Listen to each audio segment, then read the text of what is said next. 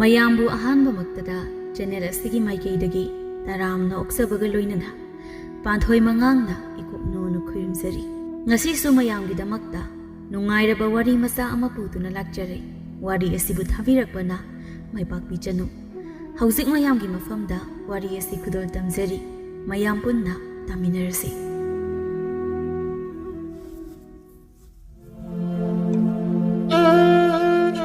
ꯁꯛꯍꯦꯟ ꯀꯧꯕ ꯄꯥꯈꯪꯗꯨ ꯅꯨꯄꯥ ꯑꯣꯏꯖꯔꯁꯨ ꯅꯨꯄꯤꯗꯧꯅ ꯈꯔ ꯊꯦꯛꯀꯣꯏ ꯅꯥꯀꯣꯏ ꯇꯧꯖꯩ꯫ ꯑꯗꯨꯃꯛꯅ ꯍꯦꯛꯇ ꯅꯨꯄꯤ ꯑꯃ ꯑꯣꯏꯅꯤꯡꯅ ꯅꯨꯄꯤ ꯑꯃꯒꯨꯝꯅ ꯂꯩꯕꯗꯤ ꯅꯠꯇꯦ, ꯈꯔ ꯇꯞꯆꯕ ꯍꯥꯖꯗꯕꯅꯤ꯫ ꯃꯔꯛ ꯃꯔꯛꯇ ꯃꯊꯃꯣꯏ ꯈꯔ ꯁꯣꯟꯖꯕ ꯑꯗꯨꯒꯇꯅꯤ꯫ ꯑꯗꯨꯕꯨ ꯃꯥꯒ ꯈꯪꯅꯔꯤꯕ ꯕꯤꯅꯥ ꯁꯈꯤ ꯀꯧꯕꯤ ꯑꯗꯨꯒꯤ ꯃꯃꯥꯟꯅꯕꯤ ꯃꯤꯒꯤ ꯆꯤꯇ꯭ꯔꯒꯨꯞꯇ꯭ꯔ ꯑꯣꯏꯕ ꯑꯃ ꯑꯅꯤ ꯑꯗꯨꯅ ꯃꯃꯥꯟꯅꯕꯤ ꯑꯗꯨꯗ ꯏꯟꯁꯤꯟꯕꯣꯏ ꯀꯩꯕꯣꯏ ꯔꯥꯙꯤꯀꯥꯅ "ꯕꯤꯅꯥ, ꯅꯪꯕꯨ ꯅꯁꯛ ꯅꯇꯧ ꯍꯥꯏꯔ ꯊꯤꯕ ꯅꯠꯇꯦ, ꯃꯁꯤꯗ ꯅꯨꯄꯥ ꯃꯌꯥꯝꯁꯤꯅ ꯅꯪꯒꯤ ꯅꯇꯨꯡꯗ ꯀꯣꯏꯇꯥꯟ ꯇꯥꯟꯅꯔꯤꯕ, ꯑꯗꯨꯒ ꯀꯥꯏꯗꯒꯤꯅꯣꯕ ꯅꯪꯅ ꯅꯨꯄꯤ ꯃꯥꯟꯕ ꯑꯗꯨꯒ ꯀꯣꯏꯅꯗꯅ ꯂꯩꯗꯨꯕꯣ?" ꯃꯇꯧ ꯂꯩꯕꯤꯅ "ꯑꯗꯨꯅꯦ ꯑꯩꯅ ꯍꯥꯏꯔꯤꯁꯦ, ꯁꯨꯡꯇꯥ ꯇꯥꯗꯕꯅꯤ, ꯏꯕꯦꯝꯃ ꯅꯪꯅ ꯑꯃꯨꯛ ꯈꯔ ꯍꯥꯏꯌꯨ" ꯍꯥꯏꯅ ꯃꯣꯏ ꯑꯅꯤ ꯆꯪꯗꯅ ꯉꯥꯡꯁꯤꯜꯂꯝꯃꯤ꯫ ꯑꯗꯨꯕꯨ ꯇꯣꯝꯕꯤ ꯁꯅꯥ ꯀꯧꯕꯤ ꯃꯃꯥꯟꯅꯕꯤ ꯑꯗꯨꯗꯤ ꯀꯔꯤꯃꯠꯇ ꯍꯥꯏꯗ ꯃꯈꯣꯏꯅ ꯁꯥꯟꯅꯔꯤꯕ ꯋꯥꯔꯤ ꯑꯗꯨꯗ ꯑꯗꯨꯃꯛ ꯇꯥꯗꯨꯅ ꯂꯩꯔꯝꯃꯤ꯫ ꯕꯤꯅꯥ ꯁꯈꯤꯁꯨ ꯀꯩꯁꯨ ꯈꯟꯗ ꯃꯥꯅ ꯊꯣꯛꯄ ꯑꯃ ꯑꯣꯏꯅ "ꯏꯁ, ꯅꯣꯏꯅ ꯀꯔꯤ ꯈꯪꯗꯅ ꯏꯕꯦꯝꯃ, ꯃꯁꯥꯒꯤ ꯈꯔ ꯃꯣꯟꯖꯕꯒꯤ ꯋꯥꯅꯤ, ꯅꯨꯄꯤ ꯃꯥꯜꯂꯤ ꯀꯥꯏꯅ. ꯏꯕꯦꯝꯃ ꯍꯣꯏ ꯈꯔ ꯃꯣꯟꯖꯔꯁꯨ ꯅꯣꯏꯅ ꯅꯨꯄꯤ ꯃꯥꯜꯂꯦ ꯀꯥꯏꯅ ꯍꯥꯏꯔꯁꯨꯅꯦ, ꯑꯩꯒꯤꯗꯤ ꯊꯋꯥꯏꯅꯦ ꯊꯋꯥꯏ. ꯑꯗꯨꯒꯤꯁꯨ ꯃꯊꯛꯇ ꯃꯥꯗꯤꯅꯦ ꯑꯩꯗꯅꯤ ꯂꯥꯏꯅꯤꯡ ꯑꯣꯏꯔꯤꯁꯦ. ꯃꯥꯒꯨꯝꯕ ꯅꯨꯄꯥꯗꯤꯅꯦ ꯍꯟꯗꯛ ꯃꯄꯣ ꯑꯁꯤꯃꯒꯤ ꯐꯪꯅꯤ ꯊꯥꯖꯗ꯭ꯔꯦꯗ ꯑꯩꯗꯤ." ꯔꯥꯙꯤꯀꯥꯅ "ꯑꯁ, ꯊꯥꯖꯅꯤꯡꯗꯝꯅ ꯂꯣꯏꯔꯦ." ꯃꯇꯧ ꯂꯩꯕꯤꯅ "ꯑꯗꯨꯅꯦ ꯍꯥꯏꯁꯦ, ꯅꯨꯄꯤ ꯃꯥꯟꯕꯗꯨꯗ ꯅꯨꯄꯤ ꯑꯃꯠꯇꯅ ꯌꯥꯔꯛꯇꯕꯗꯨꯗ ꯅꯪꯅ ꯌꯥꯊꯣꯔꯛꯄꯗꯨꯗ ꯍꯔꯥꯎꯗꯅ ꯇꯧꯕ ꯑꯣꯏꯔꯝꯂꯗꯤ ꯀꯝꯗꯧꯕ ꯍꯥ? ꯍꯣꯏꯅꯦ, ꯑꯗꯨꯃꯥꯏꯅ ꯇꯧꯕ ꯑꯣꯏꯔꯝꯂꯗꯤ ꯀꯝꯗꯧꯕ?" ꯑꯅꯤꯗꯨꯅ ꯑꯗꯨꯝꯅ ꯍꯦꯛꯇ ꯂꯛꯅꯁꯤꯜꯂꯛꯄ ꯑꯗꯨꯗ ꯕꯤꯅꯥ ꯁꯈꯤꯁꯨ ꯐꯥꯒꯤ ꯐꯥꯒꯤꯗꯒꯤ ꯁꯥꯎꯔꯛꯇꯧꯔꯦ꯫ ꯃꯥꯅ ꯑꯗꯨꯝꯅ ꯁꯥꯎꯔꯛꯄꯗꯨ ꯎꯕꯗ ꯉꯁꯥꯏ ꯃꯈꯩ ꯇꯨꯃꯤꯟ ꯂꯩꯔꯝꯕꯤ ꯇꯣꯝꯕꯤ ꯁꯅꯥ ꯑꯣꯏꯅ ꯃꯔꯛ ꯐꯠꯊꯠꯂꯒ "ꯑꯁ ꯌꯥꯔꯦꯕ, ꯅꯣꯏꯁꯤꯗꯤ ꯃꯤ ꯄꯥꯝꯖꯗꯅ ꯀꯣꯏꯅꯔꯕꯁꯤꯗ ꯅꯣꯏꯅ ꯃꯔꯣꯜ ꯑꯃ." ꯔꯥꯙꯤꯀꯥꯅ "ꯌꯥꯅꯤꯡꯕ ꯅꯪꯗꯤ ꯕꯤꯅꯥꯅꯕꯨ ꯍꯥꯏꯔꯗꯤ ꯂꯣꯏꯔꯦ ꯑꯗꯨꯅꯤ, ꯃꯥꯅ ꯊꯤ ꯆꯥꯎ ꯍꯥꯏꯔꯁꯨ ꯅꯪꯗꯤ ꯑꯗꯨꯝ ꯆꯥꯔꯗꯕꯅꯤ." ꯃꯇꯧ ꯂꯩꯕꯤꯅ "ꯑꯗꯨꯅꯦ, ꯃꯥꯗꯤ ꯑꯗꯨꯝ ꯕꯤꯅꯥꯒꯤ ꯋꯥꯗ ꯍꯥꯏꯂꯩꯕ, ꯀꯝꯗꯧꯔꯤꯅꯣ ꯈꯪꯗꯦꯕ. ꯉꯁꯥꯏ ꯃꯈꯩ ꯃꯥꯒꯤ ꯅꯨꯄꯥꯒꯤ ꯃꯇꯥꯡꯗ ꯅꯨꯄꯤ ꯃꯥꯜꯂꯤ ꯍꯥꯏꯅ ꯁꯤꯊꯕꯒꯤ ꯏ ꯀꯥꯗꯅ ꯂꯩꯔꯤꯉꯩ ꯑꯗꯨꯗ ꯃꯇꯥꯗꯨꯗ ꯑꯗꯨꯝꯅ ꯑꯃꯨꯛ ꯍꯥꯏꯖꯤꯟꯕꯗꯨꯗꯗꯤ ꯕꯤꯅꯥ ꯁꯈꯤꯗꯨ ꯏꯗꯨ ꯑꯔꯣꯏꯕꯤꯗ ꯀꯥꯈ꯭ꯔꯦ꯫ ꯁꯥꯎꯔꯤ ꯁꯥꯎꯔꯤ ꯑꯅꯤꯗꯨꯗ ꯑꯣꯟꯁꯤꯜꯂꯒ "ꯅꯣꯏ ꯑꯅꯤꯁꯦ ꯑꯩꯅ ꯇꯥꯛ ꯌꯥꯎꯅ ꯁꯨꯝ ꯇꯥꯕꯁꯤꯗ ꯌꯥꯝꯅ ꯍꯦꯟꯖꯤꯜꯂꯛꯄ ꯑꯃꯗꯤ ꯌꯥꯎꯁꯤꯜꯂꯛꯑꯦ. ꯉꯁꯤꯗꯤ ꯅꯣꯏ ꯑꯅꯤ ꯑꯩꯅ ꯍꯦꯛꯇ ꯅꯁꯝꯁꯤꯡ ꯑꯗꯣ ꯀꯤꯁꯤꯟꯅꯔꯒꯅꯦ ꯃꯤ ꯋꯥ ꯉꯥꯡꯅꯍꯟꯕ ꯇꯥꯔꯦ, ꯋꯥꯗ꯭ꯔꯤꯕ ꯐꯥꯎꯕ." ꯔꯥꯙꯤꯀꯥꯅ "ꯀꯩꯅꯣ ꯕꯤꯅꯥ, ꯑꯗꯨꯝꯅ ꯇꯧꯔꯗꯤ ꯁꯝꯁꯦ ꯂꯣꯏꯅ ꯀꯦꯟꯕ ꯇꯥꯔꯤꯃꯤ." ꯃꯇꯧ ꯂꯩꯕꯤꯅ "ꯑꯗꯨꯅꯤ ꯀꯥꯏꯅ ꯍꯥꯏꯌꯦ ꯅꯣꯏ." ꯇꯣꯝꯕꯤ ꯁꯅꯥꯅ "ꯕꯤꯅꯥ, ꯌꯥꯔꯦꯕ ꯇꯣꯛꯑꯣ. ꯑꯩꯈꯣꯏ ꯇꯤꯟꯅꯕ ꯃꯁꯦꯜꯗꯕꯨ ꯑꯃꯅ ꯑꯃꯒꯤ ꯑꯁꯣꯏꯕ ꯍꯥꯏꯕꯅꯤ ꯈꯜꯂꯒ ꯉꯥꯛꯅꯔꯒ ꯂꯣꯏꯔꯁꯦ. ꯊꯥꯗꯣꯛꯑꯣ, ꯑꯅꯤꯁꯤ ꯅꯥꯕꯅ ꯂꯣꯏꯔꯝꯂꯅꯤꯕ." ꯇꯣꯝꯕꯤ ꯁꯅꯥꯅ ꯑꯗꯨꯝꯅ ꯊꯦꯝꯖꯤꯜꯂꯛꯄꯗꯨꯗ ꯃꯇꯥꯡ ꯆꯥꯔꯦ ꯈꯟꯅ ꯑꯅꯤꯗꯨ ꯇꯧꯁꯤꯟꯅꯔꯛꯂꯝꯃꯤ꯫ ꯔꯥꯙꯤꯀꯥꯅ "ꯑꯌꯣ ꯃꯥ ꯅꯥꯕꯅ ꯁꯤꯔꯦꯃꯤ. ꯍꯤꯡꯆꯥꯕꯤ, ꯁꯝꯁꯤ ꯂꯣꯏꯅ ꯀꯦꯟꯕ ꯇꯥꯔꯤꯕ, ꯑꯝꯇ ꯊꯥꯗꯣꯛꯑꯝꯃꯦ." ꯃꯇꯧ ꯂꯩꯕꯤꯅ "ꯕꯤꯅꯥ ꯍꯥꯏꯕꯤ ꯍꯤꯡꯆꯥꯕꯤ, ꯅꯪꯕꯨ ꯅꯥꯕꯅ ꯂꯣꯏꯔꯦꯃꯦ." ꯇꯣꯝꯕꯤ ꯁꯅꯥꯅ "ꯁꯦ ꯊꯥꯗꯣꯛꯈ꯭ꯔꯣ, ꯑꯅꯤꯁꯤꯅ ꯃꯦ ꯈꯣꯡꯂꯤꯁꯤ ꯇꯥꯕꯕꯨ ꯉꯝꯂꯤꯕ꯭ꯔꯣ ꯅꯪꯕꯣ?" ꯑꯗꯨꯝꯅ ꯇꯣꯝꯕꯤ ꯁꯅꯥꯅ ꯈꯝꯖꯤꯜꯂꯛꯄꯗꯒꯤ ꯕꯤꯅꯥ ꯁꯈꯤꯁꯨ ꯑꯁꯥꯎꯕ ꯑꯗꯨꯕꯨ ꯐꯥꯊꯔꯒ ꯑꯅꯤꯗꯨꯒꯤ ꯃꯁꯝ ꯄꯨꯟꯁꯤꯟꯅꯔꯤꯕ ꯑꯗꯨ ꯐꯠ ꯊꯥꯗꯣꯛꯂꯒ ꯑꯗꯨꯃꯛ ꯁꯥꯎꯕꯒꯤ ꯈꯣꯟꯊꯣꯛꯇ "ꯅꯣꯏ ꯑꯅꯤ ꯍꯥꯏꯔꯤꯁꯤꯅꯤ, ꯑꯩꯉꯣꯟꯗ ꯆꯩꯕꯅꯦ. ꯃꯇꯨꯡꯗ ꯍꯦꯛ ꯁꯛꯍꯦꯟꯗ ꯍꯦꯛ ꯅꯨꯄꯤ ꯃꯥꯜꯂꯦ ꯍꯥꯏꯔꯕ ꯑꯩꯅ ꯀꯩꯗꯧꯒꯦ ꯌꯦꯡꯉꯣ. ꯑꯗꯨꯒ ꯑꯃꯅ ꯑꯩꯈꯣꯏ ꯇꯤꯟꯅꯕ ꯃꯁꯦꯜꯗ ꯑꯃꯅ ꯑꯃꯒꯤ ꯋꯥ ꯏꯜꯂꯤ, ꯃꯥꯒꯤ ꯃꯊꯤ ꯆꯥꯎ ꯈꯣꯠꯂꯨ ꯀꯥꯏꯅ ꯍꯦꯛ ꯇꯧꯔꯛꯑꯕ ꯑꯩꯅ ꯀꯩꯗꯧꯒꯦ ꯌꯦꯡꯉꯣ ꯑꯗꯨꯒꯤ ꯃꯤꯗꯣ." ꯇꯣꯝꯕꯤ ꯁꯅꯥꯅ "ꯌꯥꯔꯤꯁꯦ ꯇꯣꯛꯑꯣ ꯅꯪꯁꯨ. ꯀꯔꯤꯒꯤ ꯇꯣꯛꯄꯅꯣ? ꯅꯪꯁꯨꯅꯤ.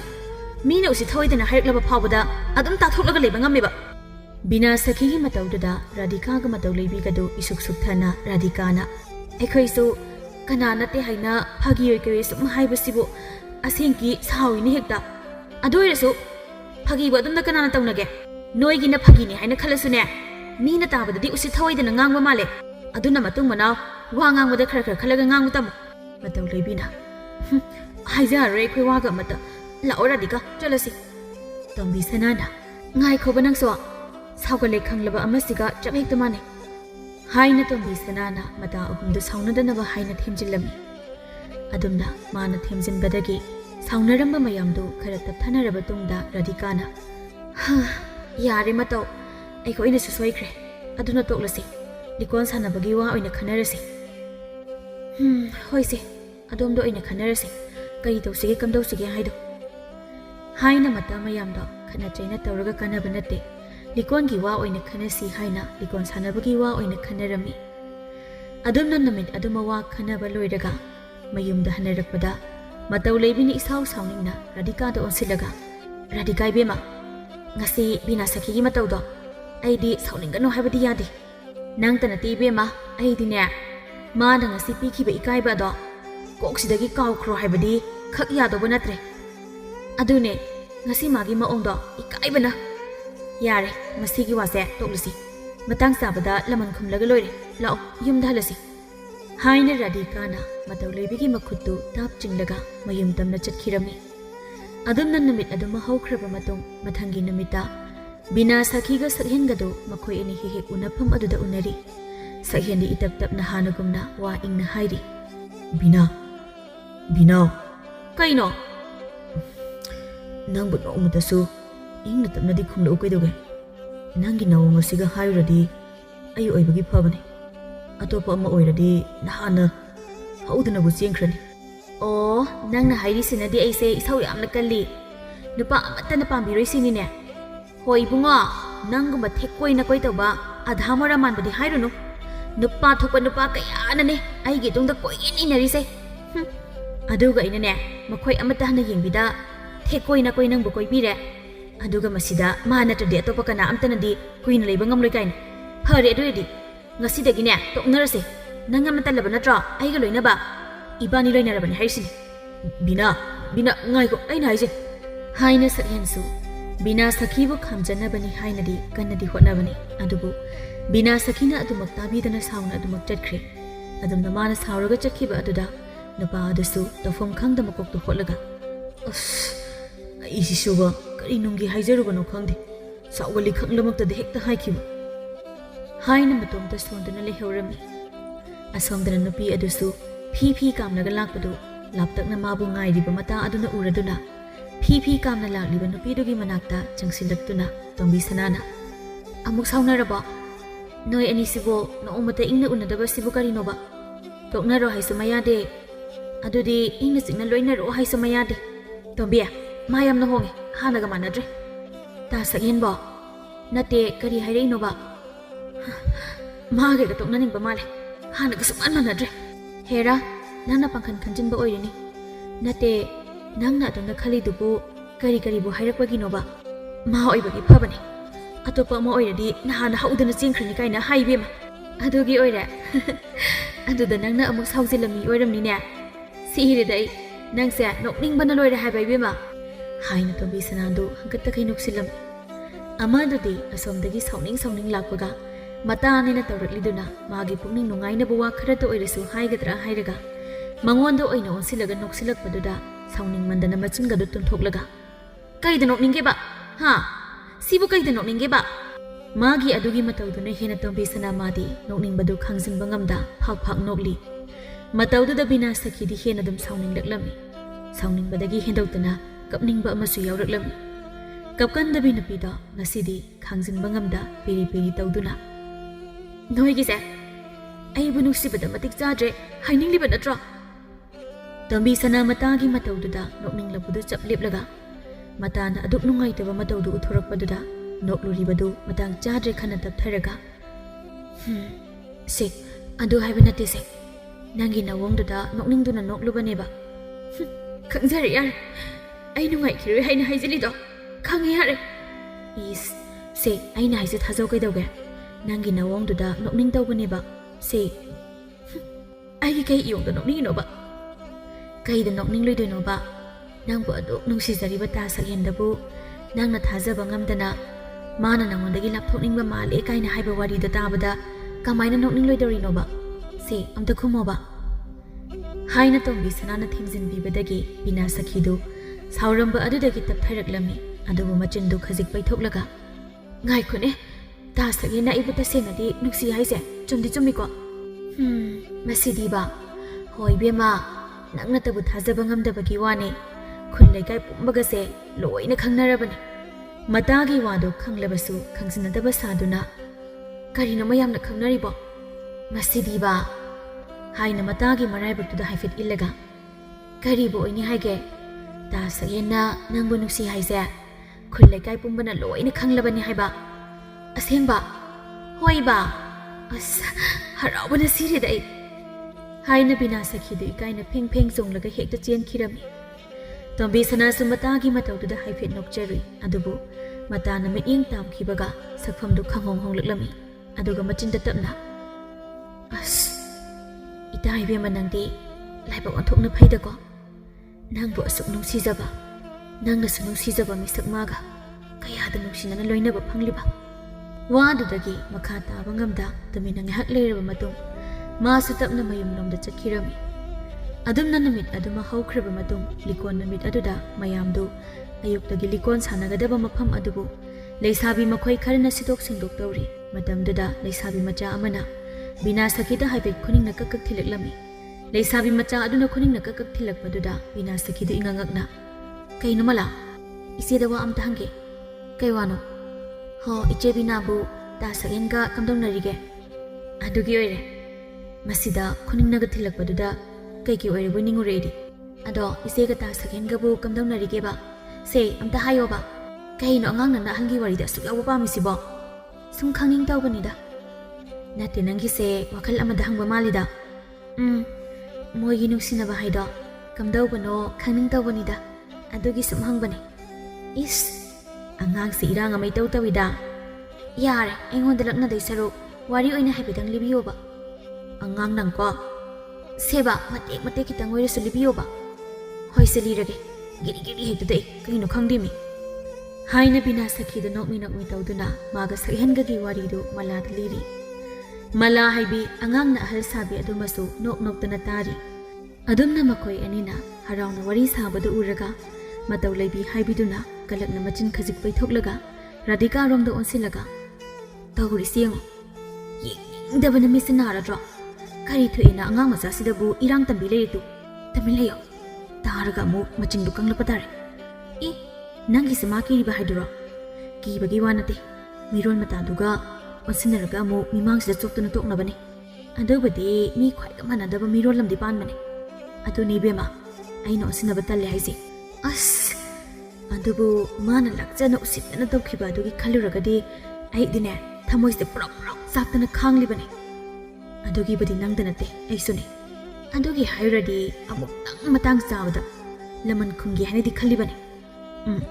ꯑꯩꯁꯨꯅꯦ ꯑꯃꯨꯛꯇꯪꯗꯤ ꯍꯥꯏꯅ ꯁꯤꯡꯂꯤꯕꯅꯦ ꯑꯗꯣ ꯍꯣꯔꯦꯟꯒꯤ ꯂꯤꯀꯣꯟ ꯁꯥꯟꯅꯕ ꯑꯁꯤꯗꯒꯤ ꯍꯦꯛꯇ ꯍꯧꯔꯁꯤꯗꯅ ꯐꯣꯡꯅ ꯍꯦꯛꯇ ꯃꯥꯒ ꯈꯠꯅꯔꯒ ꯑꯉꯥꯎꯕ ꯃꯄꯥꯜ ꯊꯣꯛꯅꯕꯅꯦ ꯑꯗꯨꯅ ꯍꯣꯔꯦꯟꯒꯤꯁꯤꯗꯒꯤꯅꯦ ꯍꯦꯛꯇ ꯃꯥꯒ ꯌꯥꯝꯅ ꯆꯥꯟꯅꯖꯕꯤ ꯃꯇꯥꯗꯨꯒꯅꯦ ꯈꯥꯏꯕꯨꯡ ꯇꯥꯅꯕ ꯇꯦꯟ ꯀꯥꯞꯁꯤꯟꯕ ꯍꯧꯔꯕ ꯉꯥꯏꯈꯣ ꯑꯗꯨꯗꯤ ꯃꯇꯥꯡ ꯌꯥꯝꯅ ꯆꯥꯕ ꯋꯥ ꯑꯃ ꯂꯩꯔꯦ ꯀꯩ ꯋꯥꯅꯣ ꯌꯥꯔꯥ ꯅꯪ ꯀꯩꯝꯇ ꯈꯪꯗ꯭ꯔꯤꯕ ꯑꯣꯏꯔꯦ ꯑꯗꯣ ꯃꯇꯥꯡ ꯆꯥꯗꯦ ꯃꯤ ꯂꯩꯇ꯭ꯔꯀꯥꯟꯗ ꯑꯣꯏꯅ ꯍꯥꯏꯒꯦ ꯑꯗꯨꯝ ꯍꯥꯏꯕ ꯌꯥꯕ ꯋꯥꯁꯦ ꯌꯥꯗ ꯇꯧꯔꯤꯅꯤ ꯍꯣꯔꯦꯟ ꯃꯤ ꯂꯩꯇꯕ ꯇꯥꯟꯖꯥꯗ ꯍꯥꯏꯒꯦꯁꯦ ꯁꯤ ꯑꯝꯇ ꯐꯖꯅ ꯁꯦꯝꯖꯤꯜꯂꯨ ꯁꯤ ꯑꯃꯨꯛꯅꯦ ꯋꯥꯊꯤ ꯇꯧ ꯂꯩ ꯍꯥꯏꯇꯥꯔꯦꯁꯦ ꯁꯦ ꯍꯥꯏꯅ ꯃꯇꯥ ꯑꯅꯤꯗꯨ ꯂꯝꯗꯨ ꯇꯩꯕꯗ ꯊꯨꯅ ꯂꯣꯏꯁꯤꯟꯅꯕ ꯇꯧꯔꯝꯃꯤ ꯑꯗꯨꯝ ꯇꯧꯅ ꯂꯤꯀꯣꯟ ꯁꯥꯟꯅꯐꯝꯗꯨ ꯁꯦꯝꯕ ꯁꯥꯕ ꯂꯣꯏꯔꯕ ꯂꯩꯁꯥꯕꯤ ꯃꯌꯥꯝꯗꯨ ꯋꯥꯕꯅ ꯁꯣꯔ ꯉꯥꯏꯍꯥꯛ ꯉꯥꯏꯍꯥꯛ ꯍꯣꯟꯗꯣꯛꯅꯔꯝꯃꯤ ꯕꯤꯅꯥ ꯁꯈꯤꯅ ꯁꯦꯝꯕ ꯁꯥꯕꯁꯨ ꯂꯣꯏꯔꯕꯅꯤꯅ ꯌꯨꯝꯗ ꯑꯃꯨꯛ ꯍꯟꯅꯔꯁꯦ ꯑꯇꯩꯗꯨꯅ ꯍꯣꯏ ꯍꯟꯅꯕ ꯇꯧꯔꯁꯦ ꯃꯇꯧ ꯂꯩꯕꯤꯅ ꯍꯟꯅꯕ ꯇꯧꯔꯁꯦ ꯍꯣꯔꯦꯟꯗꯤ ꯉꯟꯅ ꯂꯥꯛꯅꯁꯤꯀꯣ ꯃꯌꯥꯝ ꯔꯥꯙꯤꯀꯥꯅ ꯉꯥꯏꯈꯨꯑꯣ ꯏꯕꯥꯅꯤ ꯀꯩ ꯍꯥꯏꯅꯒꯦ ꯕꯤꯅꯥ ꯁꯈꯤꯅ ꯀꯔꯤ ꯑꯃꯨꯛ ꯑꯔꯣꯟꯕ ꯑꯩꯈꯣꯏ ꯇꯥꯕ ꯌꯥꯗꯕ ꯋꯥꯒ ꯑꯃꯨꯛ ꯍꯥꯏꯅꯔꯤꯕꯅꯣ ꯃꯇꯧ ꯂꯩꯕꯤꯅ ꯏꯕꯥꯅꯤꯕꯨ ꯉꯁꯥꯏ ꯀꯩ ꯍꯥꯏꯅꯈꯤꯒꯦꯅꯦ ꯑꯁ ꯀꯥꯎꯔꯕꯣ ꯍꯥꯏꯅ ꯉꯁꯥꯏ ꯍꯥꯏꯅꯈꯤꯕꯗꯨ ꯍꯥꯏꯒꯨꯝꯕꯗꯅ ꯏꯪꯒꯤꯠ ꯇꯧꯔꯝꯃꯤ ꯏꯪꯒꯤꯠꯇꯨꯗ ꯃꯇꯧ ꯂꯩꯕꯤꯁꯨ ꯋꯥꯈꯜ ꯈꯪꯂꯛꯇꯨꯅ ꯑꯣ ꯉꯁꯥꯏꯒꯤꯗꯣ ꯑꯩꯗꯤ ꯀꯥꯎꯔꯨꯔꯦ ꯑꯩꯈꯣꯏ ꯑꯅꯤ ꯉꯥꯏꯍꯥꯛ ꯂꯩꯍꯧꯈꯤꯒꯦ ꯋꯥ ꯈꯔ ꯈꯟꯅꯗꯧꯕ ꯂꯩꯔꯦꯕ ꯃꯂꯥꯅ ꯏꯆꯦ ꯔꯥꯙꯤꯀꯥ ꯅꯣꯏꯒꯤꯁꯦ ꯑꯐ ꯅꯨꯡꯉꯥꯏꯒꯤ ꯋꯥꯔꯤꯗꯤ ꯑꯣꯏꯔꯝꯗꯧꯕ ꯃꯥꯟꯈꯤꯗ꯭ꯔꯦꯗꯀꯣ ꯔꯥꯙꯤꯀꯥꯅ ꯑꯉꯥꯡꯅ ꯀꯔꯤ ꯈꯪꯗꯅꯅꯣ चलो नगी चफम थोप चखरो यारे बिना सखीना लाओ मला मोइसे मवंग अमनी अखोइने चलहौबना चुमनी कुइना हेक लेथरदी सोइदना तांदोबगी मवंगनी होइसे चलहौरसे करी वारीबो ओइरिबा हो सानाजाहौरो हाइना अदुबा मखोइदो मयामदो मफमदो थादोक्तुना चखिरमी मयामदो लोइना चखरबा फावबदा अनिदो थाजबा ngamदा अमुक लुमलगा ताबा मी यावरमलबदी हाइना मी लेब्रा लेतबरा हाइना हाइफेट येंगलगा तुंगदा कनासु लेत्रे खंगलबदा वाई संबगी सोर होंदोकलगा राधिकाना हा मीदी अमता लेत्रेसे कहिनो न हाइना हाइबा वादो हाइरोसे मतौ लेबिना अतै नतेदा बिना हाइबी अफाउबी अदुगा यामना सानाजबी सारिबा तोंबीसना हाइबिदो अदुगिनी तोंबीसना नम कैदौरगे हाइसिबो कहिनो नंग मागी इंगित इरांगदो कैमता खंगदबरा हाइसिबो खंगदेदा करी इंगित इरांगनो नते नंग हाइसे तोंबीसना हाइदुना बिना सखीसे पामिरो हाइसे ऐसा थोदा नाप चादबा अदुना तरी करिनो हाइरोदना अस इबेमा आइदि नंगसे यामना सिंब्रा हाइरगा अंगांग मसा ओइ लेरमेदना इस याम अहलनिको यारे अंगांग अहल हाइना लेट्रसुने कोक हाइदोबो वादो हाइरो केदोगे सुम कोइथोकले अवैबा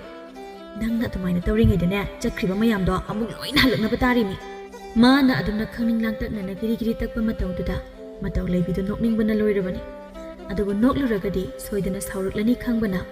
अदुमक नोकनिंगबदु खंगजिलगा मतौ लेबिना अस अतै कैसु नतेदा तोंबीसना हाइबी अदुना बिना सखीना खंगनरिबा सखीन हाइबदो याम पामजबनी इस कइनो हाइसिबो असेंब्रा दुबो हा असेंब्रा हाइवानी असेंबने इन हाइसे नते नंगी वखंदा फगी मालुरब्राबा अदुइ नतेदा याम थाजदबा अदुक्लु नतिनरगा कमाइना नुम मतागी नुपादुबु पामसिलुरिदुबो हो सुमदौबनी असेंबदे ता सखीनगा तोंबीसनागा हाना मसक खंगनबनी हाइदि तोंबीसनाना फी लोनबा तंबा चपदो अदुदा थेनरपदगी मानदि पामजदना नक्सिननबा होनजबजानी अदुबु लाइबक थिबा हाइगद्रा कइनो नुपादुनदिने माबु पामबिदबा मतादो ओइना पामसिनखिबदगी उपाय लेते मखोयनि ओइना खंगनहनखिबनी कइनो नंगना अदु मयामदो लोइना खंगमगा अइना कमाय खंगलमद्रिबा अइना तौइजना सिना कमदौबा मतागी वादु ताबदा मतौ लेबिना मतागी मराइबक्ता हाइफेट इनबे कइबे तौदुना हो नंगनाने नोइ आ इने होइदा लेखिकांदो ओइखिबा ngaktaneba हलागा अइना लिबदसु नंगदि अमता मुना तासंखिद्रगा ए नंगना अदु हाइरगा वखल अमा लाइने इदे करी वखल आइबा खरा संगसिलो मी तानेबा मी सो अमता लेतबसिदबु कनाना खंगने मरुमादा लुमा लेरमसो होइने अदुसु तमंगम नतेने लोना अखोइने करी वरी सानरी हाइना खंगदोपा पांबा मिसु कनाना खंगबा लेरमसो अदुनि हाइसे खरा संगसलोबा से कैवानो हाइरो हाइना मतौ लेबिदो मनाकोंदु मतागी मचिन मयादा नक्सिलक्लमी अमदसु मखुत्कदु खल्लगा करी करिनो खरा जुजा तौदुना हाइरमी वादु ताबदा लोइरबा मतुंग मतौ लेबिदो मचिन खसिक चिंगलगा मरौ लेना नोक्तुना अदुबु मोय अनिसु खाइबो हेक्ता खाइदोक्लनी अदुगा मतेंग पांगबिबा सारगा अखोय अनिना लाओ सिदा सुम लेरगुमसे मोय अतैदि लोइनाने केनाबा हौरमनी अखोय अनिसु केनाबा तौरसी चलसे हाइना मता अनिदो अखाबा मिनोक अममम नोक्तुना मयुम लोमदा चनखिरमी अदुमना नमिदांग अदुगी मतम ओइरक्लबदा लैसाबी मयामदो इरांग लांगनरमी मागी खंगनाजबा कनासु लाकनी खना लैजबी थादुना केनरगा थोंनरक्लमी मतमदुदा मतौ लेबिगा राधिकागसु तोंबीसनाना लाकदबा माइकैदा बिना सखी होइगी मयुमसु यौद्रिङैदा थतलगे खना ngaiduna लेरमी ngaihaki tungda तोंबीसनासु मनाउनुपी अमगा वरी सासादुना लाक्लमी मदु उबदा राधिकागा मतौ लेबिगदो हाइफेट येंगनरगा इंगित तौनादुना मखोय अनिरोम तमना संगसिलमी अदुगा ममांगदा फटलिपसिलमी मतौदुदा तोंबीसनागा मनाउनुपी अदुगदी इंगंगकना ए कहिनो तौरइसिना तोंबीसनागी इंगंगकपा मतौदुदा राधिकागा मतौ लेबिगदो नोक्सिनदुना राधिकाना ए लंबी थटपोइना माला माली अखोय अनि नंगबु लाक्पा ngairambaniदा कैगी आइदे मतौ लेबिना कैगी ओइनेगे तिनाबा अखोय मसेल अमना अमबु हौनरबा चनबनी कैनो मतौ लेबिना अदुमना हाइरबसु तोंबीसनानादि थाजबा ngamde अदुना फेट हाइदोक्लगा नोइसु नोइगी थोकपा अदुम चलु कैदोगे ऐसु ऐगी राधिकाना अदुमना तौनो नबुक फतबा सोमदा बिना होय हौखिसि अबेमा नमो एतै चलिबा सिगा चमिनाख्रो ꯑꯕꯦꯝꯃꯅ ꯏꯆꯦ ꯑꯩ ꯀꯩꯁꯨ ꯈꯟꯒꯅꯣ ꯆꯠꯂꯣ ꯃꯣꯏ ꯑꯇꯩꯒꯅꯦ ꯆꯠꯃꯤꯟꯅꯈ꯭ꯔꯣ ꯑꯩꯅ ꯆꯦ ꯕꯤꯅꯥ ꯍꯣꯏꯗꯅꯦ ꯆꯪꯂꯨꯈꯤꯒꯦ ꯃꯆꯦꯅ ꯑꯗꯨꯝꯅ ꯍꯥꯏꯔꯕꯗ ꯃꯅꯥꯎꯅꯨꯄꯤ ꯑꯗꯨꯁꯨ ꯋꯥ ꯃꯈꯥ ꯇꯥꯕ ꯉꯝꯗ ꯏꯆꯦ ꯑꯗꯨꯗꯤ ꯑꯩꯁꯨ ꯃꯣꯏ ꯑꯇꯩꯒ ꯆꯠꯈ꯭ꯔꯒꯦ ꯆꯠꯂꯣ ꯑꯩꯁꯨ ꯀꯨꯏꯔꯛꯂꯔꯣꯏꯗ ꯍꯥꯏꯅ ꯃꯅꯥꯎꯅꯨꯄꯤꯗꯨ ꯆꯠꯂꯣ ꯍꯥꯏꯅ ꯃꯍꯥꯛꯅ ꯍꯥꯏꯐꯦꯠ ꯏꯟꯗꯨꯅ ꯏꯪꯒꯤꯠ ꯇꯧꯔꯝꯃꯤ ꯃꯅꯥꯎꯅꯨꯄꯤ ꯑꯗꯨꯁꯨ ꯃꯆꯦꯒꯤ ꯏꯪꯒꯤꯠ ꯐꯪꯂꯕꯗ ꯃꯣꯏ ꯑꯇꯩꯒ ꯑꯗꯨꯃꯛ ꯆꯠꯃꯤꯟꯅꯈꯤꯔꯝꯃꯤ ꯃꯅꯥꯎꯅꯨꯄꯤ ꯑꯗꯨꯅ ꯍꯦꯛ ꯆꯠꯈꯤꯕꯒ ꯇꯣꯝꯕꯤ ꯁꯅꯥ ꯁꯛꯐꯝ ꯈꯪꯍꯣꯡ ꯍꯣꯡꯂꯒ ꯅꯣꯏꯅ ꯄꯥꯝꯃꯤꯁꯤ ꯀꯩꯅꯣ ꯃꯇꯧ ꯂꯩꯕꯤꯅ ꯑꯩꯈꯣꯏꯅ ꯋꯥ ꯍꯥꯏꯅꯤꯡꯉꯤ ꯍꯥꯏꯁꯦ ꯃꯁꯥꯅꯗꯤ ꯈꯪꯂꯤꯕ ꯖꯥꯠꯅꯤꯅꯦ ꯀꯣꯏꯊꯣꯛ ꯀꯣꯏꯁꯤꯟ ꯇꯧꯗꯅ ꯂꯩꯇ꯭ꯔꯁꯨꯅꯦ ꯍꯥꯏꯅꯤꯡꯕꯗꯣ ꯀꯣꯛ ꯍꯥꯏꯔꯨ ꯀꯩꯗꯧꯒꯦ ꯇꯣꯝꯕꯤ ꯁꯅꯥꯅ ꯑꯗꯨꯝꯅ ꯉꯥꯏꯉꯝꯗꯕ ꯃꯇꯧꯗꯨꯗ ꯎꯔꯒ ꯑꯅꯤꯗꯨ ꯑꯩꯈꯣꯏꯅ ꯑꯗꯨꯝ ꯎꯁꯤꯠꯇꯕ ꯃꯤꯅꯣꯛ ꯑꯃ ꯅꯣꯛꯂꯒ ꯔꯥꯙꯤꯀꯥꯅ ꯃꯍꯥꯛꯅꯒ ꯑꯣꯏꯅ ꯑꯗꯨꯝ ꯑꯩꯈꯣꯏꯗ ꯑꯣꯟꯁꯤꯜꯂꯛꯇꯅꯒ ꯍꯥꯏꯔꯛꯑꯣ ꯀꯥꯏꯅ ꯑꯐꯥꯎꯗꯨꯝ ꯁꯥꯖꯜꯂꯛꯏꯅꯦ ꯃꯇꯧ ꯂꯩꯕꯤꯅ ꯑꯗꯨꯕꯨꯗꯤ ꯈꯨꯏꯗꯧꯕ ꯀꯨꯏꯗ꯭ꯔꯕꯒꯤꯅꯦ ꯀꯥꯟꯅꯗꯦ ꯑꯩꯅ ꯑꯣꯏꯅ ꯍꯦꯛꯇ ꯍꯥꯏꯔꯒꯦꯁꯦ ꯑꯇꯩ ꯅꯠꯇꯦꯗ ꯅꯪꯅ ꯕꯤꯅꯥ ꯁꯈꯤꯒ ꯌꯥꯝꯅ ꯂꯨꯅ ꯆꯥꯟꯅ ꯇꯤꯟꯅꯖꯕꯤ ꯁꯥꯔꯤꯗꯣ ꯅꯪꯅ ꯃꯥꯒꯤ ꯅꯨꯄꯥꯗ ꯄꯥꯝꯁꯤꯜꯂꯦ ꯍꯥꯏꯁꯦ ꯈꯪꯉꯦ ꯍꯥꯏꯒꯦ ꯇꯧꯕꯅꯤꯗ ꯇꯣꯝꯕꯤ ꯁꯅꯥ ꯃꯇꯧ ꯂꯩꯕꯤꯅ ꯍꯥꯏꯔꯛꯂꯤꯕ ꯋꯥꯗꯨ ꯇꯥꯕꯗ ꯃꯁꯥꯗꯨ ꯍꯥꯏꯐꯦꯠꯇꯤ ꯍꯨꯃꯥꯡ ꯀꯥꯡꯂꯕꯅꯤ ꯑꯗꯨꯕꯨ ꯀꯩꯁꯨ ꯇꯧꯗꯕ ꯁꯥꯗꯨꯅ ꯑꯗꯨ ꯑꯣꯏꯔꯒ ꯀꯩꯗꯧꯔꯒꯦ ꯔꯥꯙꯤꯀꯥꯅ ꯕꯤꯅꯥ ꯍꯥꯏꯕꯤ ꯑꯗꯨꯒꯤ ꯃꯤꯍꯨꯜ ꯑꯗꯨꯒ ꯃꯉꯣꯟꯗ ꯍꯥꯏꯗꯣꯛꯂꯗꯤ ꯀꯔꯤ ꯑꯣꯏꯅꯤ ꯍꯥꯏꯁꯦ ꯑꯩꯈꯣꯏꯅ ꯍꯥꯏꯗ꯭ꯔꯕꯁꯨ ꯅꯪ ꯅꯁꯥꯅ ꯈꯪꯂ ꯄꯣꯠꯅꯤꯗ ꯍꯥꯏꯅꯤꯡꯉꯒ ꯍꯥꯏꯖꯧꯅ ꯑꯗꯨꯒꯤ ꯑꯣꯏꯔꯗꯤ ꯀꯩꯁꯨ ꯀꯥꯟꯅꯗꯧꯕ ꯅꯠꯇꯦ ꯍꯟꯗꯣꯛ ꯆꯠꯀꯦ ꯍꯥꯏꯅ ꯂꯩꯊꯣꯛꯂꯒ ꯅꯝꯗꯅ ꯆꯠꯀꯦ ꯇꯧꯔꯝꯃꯤ ꯑꯗꯨꯕꯨ ꯇꯧ ꯉꯝꯕꯤ ꯑꯅꯤꯗꯨꯅ ꯃꯃꯥꯡꯗ ꯐꯠ ꯊꯠꯆꯤꯜꯂꯒ ꯔꯥꯙꯤꯀꯥꯅ ꯏꯕꯦꯝꯃ ꯅꯪꯅꯦ ꯑꯩꯈꯣꯏꯅ ꯍꯥꯏꯕ ꯏꯟꯕꯅ ꯐꯅꯤ ꯅꯠꯇ꯭ꯔꯕꯗꯤ ꯅꯪ ꯅꯁꯥꯗ ꯌꯥꯝꯅ ꯁꯣꯛꯂꯛꯀꯅꯤ ꯍꯥꯏꯕꯁꯦ ꯈꯪꯖꯤꯟꯕ ꯐꯩꯗ ꯅꯣꯏ ꯑꯅꯤꯅ ꯀꯩꯗꯧꯔꯛꯇꯣꯏꯕ ꯍꯥ ꯃꯇꯧ ꯂꯩꯕꯤꯅ ꯀꯔꯤꯕꯨ ꯇꯧꯅꯦꯒꯦ ꯁꯛꯍꯦꯟ ꯍꯥꯏꯕ ꯑꯗꯨꯒ ꯑꯔꯣꯟꯕ ꯃꯔꯤ ꯊꯝꯂꯦ ꯍꯥꯏꯅ ꯀꯣꯛ ꯁꯟꯗꯣꯛꯂꯒ ꯂꯣꯏꯔꯦ ꯀꯩꯅꯣ ꯅꯣꯏ ꯇꯨꯃꯤꯟ ꯂꯩꯌꯣ ꯑꯩꯈꯣꯏ ꯑꯅꯤꯅ ꯍꯥꯏꯕ ꯏꯜꯂꯣ ꯑꯗꯨꯅ ꯌꯥꯝꯅ ꯐꯕ ꯑꯣꯏꯅꯤ ꯇꯣꯝꯕꯤ ꯁꯅꯥ ꯃꯥꯒꯤ ꯏꯖꯠꯀꯤ ꯋꯥꯐꯝ ꯌꯧꯔꯛꯂꯕꯗ ꯉꯥꯏꯍꯥꯛ ꯇꯨꯃꯤꯟꯅ ꯂꯩꯔꯒ ꯇꯞꯅ ꯅꯣꯏ ꯑꯅꯤꯅ ꯄꯥꯝꯃꯤꯁꯤ ꯀꯩꯅꯣ ꯃꯇꯧ ꯂꯩꯕꯤꯅ ꯑꯇꯩ ꯅꯠꯇꯦꯗ ꯉꯁꯤ ꯅꯨꯃꯤꯗꯥꯡꯁꯤꯗ ꯁꯛꯍꯦꯟꯅ ꯍꯥꯏꯕꯗꯨꯗ ꯅꯪꯒꯤ ꯄꯨꯛꯅꯤꯡꯗ ꯂꯩꯔꯤꯕ ꯑꯗꯨꯈꯛ ꯍꯥꯏꯌꯣ ꯅꯣꯏꯅ ꯄꯥꯝꯃꯤꯁꯦ ꯃꯈꯥ ꯇꯥꯒꯅꯣ ꯑꯩꯈꯣꯏꯅ ꯍꯥꯏꯕꯁꯤꯗ ꯇꯧ ꯔꯥꯙꯥꯅ ꯑꯃꯨꯛ ꯍꯥꯏꯔꯛꯄꯅꯤ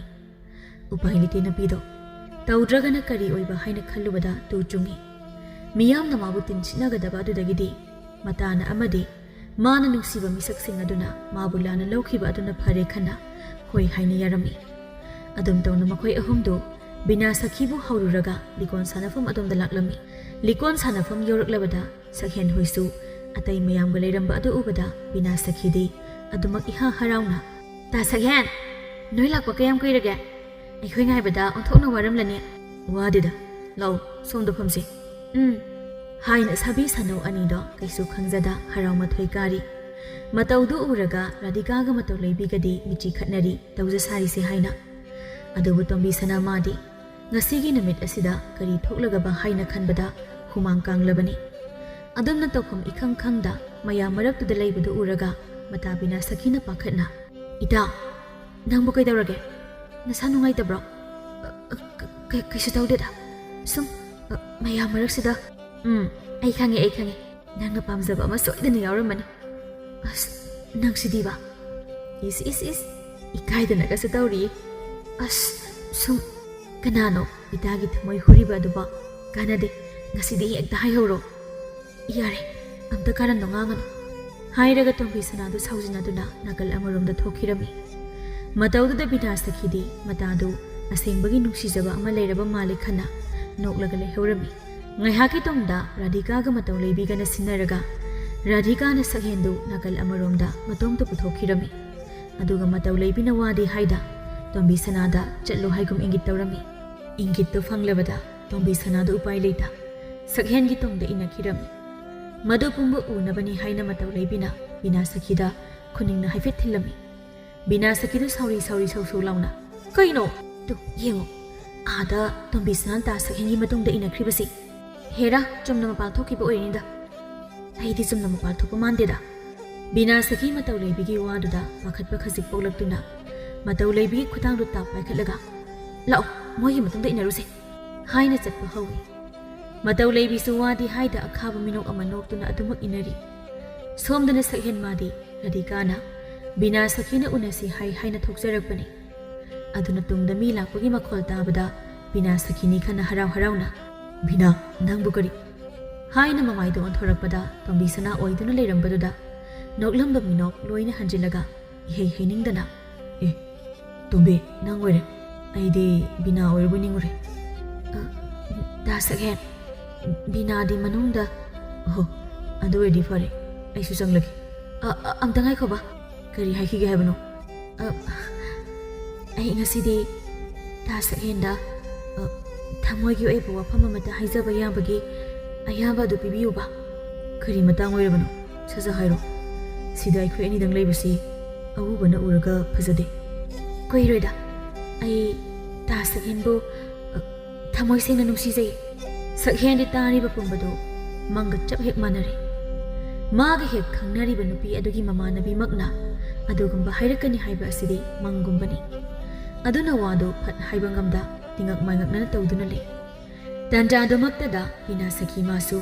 tombi sanana sakhenbu nuksi haiba wado hek tabada madi sauningbagi ngamkhai lekhidre aduna sakhenna pakhum amata pibatada tombi sanaba makhajaida khubangna thage khalakpana makhongdu thage khalakpa mikupta mata aniduna haikhiba sakhenna tombi sanabu su pamjaba mali haiba wado khangning ningsinglakpaga sakhengi matauda ahongba khara uba aduga paduna wa amata haida mamaidu olaga likon sanafam adonda changkhirami taunariba mayam adu uraga matau leibi machinda tapna tas sinidana matau aina kapatenbu pandana to ihaibra kum haidam yengba phanadum nungai dorida haina bina sakhibu thengjinba saduna matungda ina khirami tombi sanamadi matana chakhiba adu khanglabani maithong khangong hongduna wafam asikha khanganingduna tawbani tadana pakhom amata pibidraba sukaidida itaga adumak khangnabada aina kaisu yeloida wado haiduna masu adumak likon sanafam adumda changkhirami sakhen madi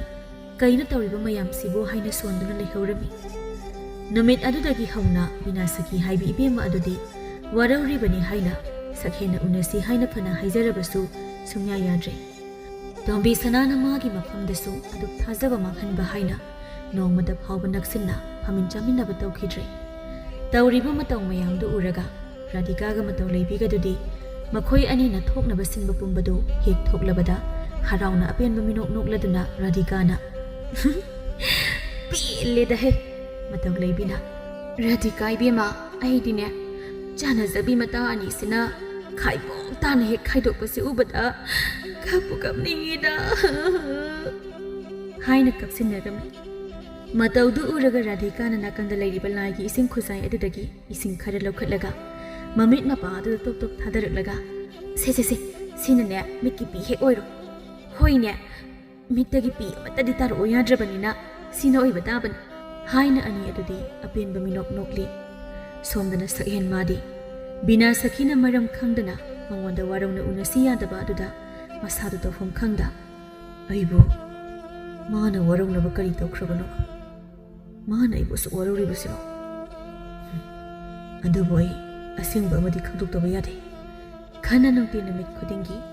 bina sakhi hoigi thongal mayada amuktang unarabadi haina ngairami adubo arembani madupumba warau khrabanupi adunadi amuk khana unaroi khankrabana mana lai haiba khangna noma phawba hek thokpirakte asomdana oiriba pumba mina haibadagi tombi sanasu loina khanglabani mana maram oiraga mata adugi nusi lambidu yekhai thingai pire khallubada masu nungai jabanate adubu magi izati khallaga matomta maral pumba masana pujarage khanna kana amatada chinbana kangda matagi mafamdasu mabu ngakpiyu haina phawba haijada aduma warau khrasanu khana khanglami oiriba tanja adugi khudong saba lauraga Radhikaga matau leibigana bina sakhi manakta laktuna Radhikana aduna adu oikre khwaidigi tawba ngamlise tombi sana haibiduni asukluna tinaraga man adugumba wakhal chilamgani haibase ai oidi mangda phawba mangdudabani Radhikana adubudi kaino tumi leiba mi laina laurunu mabukta wangang bani haibado aduni tumin leisinabagi wani maru yam leibani aniduna adumna leptana ngangsilakpaduda hanragi hauna sauning pendan leiramba nupi adudi kapli kapli tawduna makhoi ani banaraga asuna tawkani haibase aidi sukan khaludabane amana chana sabi saduna amana nusiba saduna ayam pendai mana aduna pendana kapning lawning tawda uraga ani dadi tawja sari se haina maktu ilaga ingit binarami kapli banupi adugi mamang dadi afabi saduna mataw leibina to osi kemta khalurana haukradi haukri haujikti moigi asengba masak khanglabanina naksin nabi draga loirisi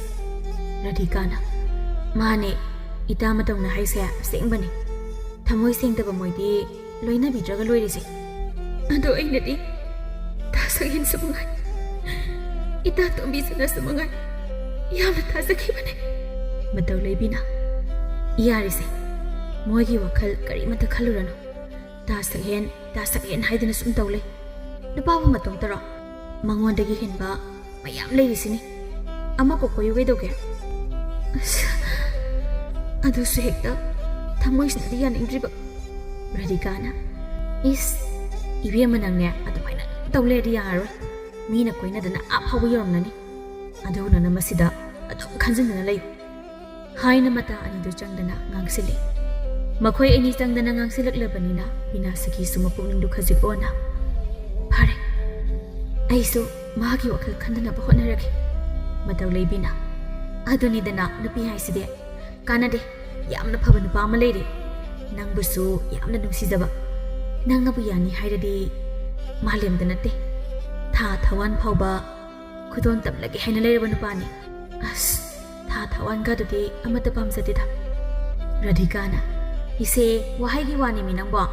ado manadi yamna ningjai haibanida oh adu haiba ore mataw leibina kanade horen sa ai pau haikrage hayeng hekta unaro adudi thamandro radhikana kaidagi thubano nangna damana dom taw leiringai dane midi nungsinabagi lambida ayoramani ibiyam nangni haujikne thui thudi kaina kotapna dana leiba yaba nate haina anidu changdana hekta bina sakhidu mamai mako onthokte da khaklami napidusu thajana khanjaba mataga khangnajaba nupa aduga naminam lamle sanabiramle khana wakhandu ihan hanthana leiba matang oibana mina hairikai phai khana ang hoi haina ya thoklami adumna namit aduma haukraba matung mathangi numita mata aniduna tawraga keba yamba keraga nupa unabani haina tholaklami saghendi koina ngairabagi tungda itha thajadana mabu unaba tholaklibani khana harauna bina nang sawu farabo kanana haiba ai sawe haide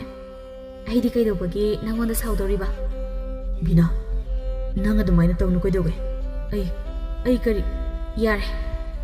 nangine semjin sajanba wahai singdo ai amata taningtre adugi saru nangna yam nusijabido aduda oina hayro kaina nangna haidubo aigi nangna tana nusijabi kana yare lepo ai amta taningtre wahai gi munata nanga igane loinarabane kaina nangna haidubo aina nangi nungaitanaba kai tawkiba leibagino nangna ingonda adu waroribadubo khangna khaksinadaba sarakanu yare natato khitawdrabasu yare hauji aina tholaklise nupa unage haina tholaklibane aiga ngasi unagadariba nupadunane sumaina leiba uraga wakhalana lokini aduna chapikro nangi pukjelna adu yongna kalamgani haibadi aina khanglutre phare ai selage haina sakhendo igaibagi ngangsilaba maithongdu puduna mamai leiduna chatkirami bina sakhisu jaikhai jaithokluraga nungaitaba poklaklami adumaku thamoidu kansingi khana kanchinkrabani adumakna kaisu tawdaba saduna radhikaga mataw leibigana simbiba nupa aduga unaduna wari watai ngihak sarami adum tawna kaisu nattabada matam kuina khangnajarakpa sabi sanau anido kainaba haibado adumak waikre nupa adu sumaral amata leituna nupi aduna mabu pamlaktabadagi ahenba thikibani khana nupi adugi wakhal kawkhrage khana mage adumda phawba olaklamdi nupi adu sumangai nupa adugi wakhal kawnabani haina atopa nupa radhika hoina simbiba aduga khangnaba haurami adumna matagi olakliba sajatli chatpumba mina tambadagi tombi sanasu loina tarabani matana adumna lisa sajat kayada ahongba naire tabada masu nungaizada wakhanda pumnamakse aina loina thohanbane adubu aisu lambi amata lekhidabana tawkhibane aibu warise itada haidok hobana pharadra khangde haidok luraga radikaga mataw leibigana amu mida kari haina sandorapa wakhanda adumna khallubada wado matada asengba haibadu kirami adum oinamak matada na koinana oirabasu wado haidaba yadi khana laklami yamna tamna tamna changlaklaga sumangda liplaga ita ita ita mina kaubagi makhol tabada bina sakhisu imungdagi amuk khonjil kalabna kanano imungda dum chango adumna hairakpadada tabi sanadu upai leita imungda tabli tabli na changlaklami phamungda wakhal amada lerambi napidasu mabu ubada ngakna isau sauna e nangdi sida kada ulaiba ai nangwanda wa amata haige haina nangdi namayami kaiba yam khangdena namanabigi nupasu munkhei mulaga hausi amu lanjadabi sadana kari amu haijin haina laino ha nasatu yemi da khroyare thokro chalo tombi sana bina sakhi akanba khonduna wado haibangamda adumak mamai leiduna thokirami asomdana lila sanaba yaba sanaraba matung kumhai loisinba matang chari khanna radhikaga mataw leibigana makoina bina sakhi gi damak simbiba nupa aduda makoina taw haiba thabak adumak sinarami nongmagi namita bina sakhi do maga khangnajaba nupa aduga unabani haina lakpada nupa adudi adumak magi khangnajabi nupini haibi amaga nok noktuna wari sanaduna leirami madu ubada asawa adu phathaba ngamda nupa adugi manakta parap changsilaga wari saramliba nupi adugi mamaida hekta khupakna tharami sauduna so asumna hai khanglabra migi nupa mungi honaradi khangbra do nupi adudi mathong maram ikhang khangdana mamaida khupakna thajilaklaga mari makhong sanadaba wangapta hairakpaduda ibeng manangbo ngawrabo mangda lepliba nupa se aina chahi ahum mari khangnajaraba nupa ni nupa kare haiba chahi ahum mari haiba aduga nangda engonda nuksi haibadadi adudine radhikaga mataw leibigana nangbu nuksiba sasinau haibagi sasinabani kaigi moinade kaino haiba mayam sibo ho adudine nasana moida hanguru lo chalasi haina nupa adudi magi nupidugi makhut samlaga adumak chatkirami bina sakhi ikai manbana sauna radhika hoida laklami matamda mataw leibi moi anidu haizaduna leirambadu ubada sauna khonjel kalapna hairiklami radhika mataw noi anin dorisi kaino ha noi anin dorisi kaino ba anidudi adumak lanjadabi saduna radhikana ekhoina kaidawragine nangna duk sauri dubo noi anin aigini haina sembiriba nupa adudi migi nupi atopa khoiba nupa oiramlibasi kamdawba nuba mataw leibina adugi oira adudi ekhoi ani da nangna pikhiba ikaiba adugi laman khumnaba haina sinkibane radhikana aduda sunatte nangi sakhen haiduga kainariba chanajabi nata aduga so khaibo tana khaidoklibado ekhoi ani na tawbane noigi semi usijiba haibadura ha noi mataw leibina tawna nasan na pangpangjabagi ekhoi gi longnam langda thujabani mida taina no taina ge hairasu nasana tomta pangjabagi ni khanjaw bina saki sauningdabasu asengba makni khalle mana moigi wabu lawrubana achumba asengba khangdana sauribani haina thangkhiba khongthang aduna thoganbani khanna kari amata haiba ngamda aduma mamai leiduna kapadu khangatlaga mayum tamna chenkhirami magi mataw adu uraga napi ani dudi pena khakna noktuna lehorami phattaba tawbagi mahaisu phangi haibaduni ikui dana mataw leibi maga khangnajaba napadu mama mapana napi atopa maga haina singnare napi aduga luhonglani kainarasi haina singdoklamlaga napa adudi adumak chathirami punsi lai punsemlani khanna manglan kya sagat charuraga manglan du kaibaduda mataw leibi madi angawiga pangkhak oi amuk toiba imung manungi potchai gado kaukhaiba langkhaiba tarami asomda radhika masu mangai maga khangnajaba napadu napi atopa chenkhri mina pau tamlaklabada loiri madi siningba haibadu yauduna sirani haina phawba thauranglami matangduda tombi sana mana laktuna mamangda leplaga radhika ngasi nangna phangliba maijaga do kanagumbi anigi nungsi maribu thadathlubagini haibase khangjadabra wadu khak hairamlaga tombi sanadi adumak mamai leiduna ꯅꯤꯡꯉꯝꯗꯕ ꯊꯃꯣꯏꯗꯨ ꯄꯨꯗꯨꯅ ꯆꯠꯈꯤꯔꯝꯃꯤ꯫ ꯔꯥꯙꯤꯀꯥ ꯃꯥꯁꯨ ꯃꯤꯀꯨꯞ ꯑꯗꯨꯗ ꯃꯥꯅ ꯇꯧꯖꯔꯨꯕ ꯃꯤꯒꯤ ꯅꯨꯡꯁꯤꯅꯖꯕ ꯁꯥꯕꯤ ꯁꯥꯅꯧ ꯑꯅꯤ ꯑꯗꯨꯕꯨ ꯃꯈꯣꯏꯅ ꯊꯨꯒꯥꯏꯔꯨꯕ ꯑꯗꯨꯒꯤ ꯃꯍꯩꯅꯤ ꯈꯟꯅ ꯎꯈꯥ ꯑꯗꯨꯗ ꯄꯦꯟꯅ ꯀꯞꯆꯗꯨꯅ ꯂꯩꯍꯧꯔꯝꯃꯤ꯫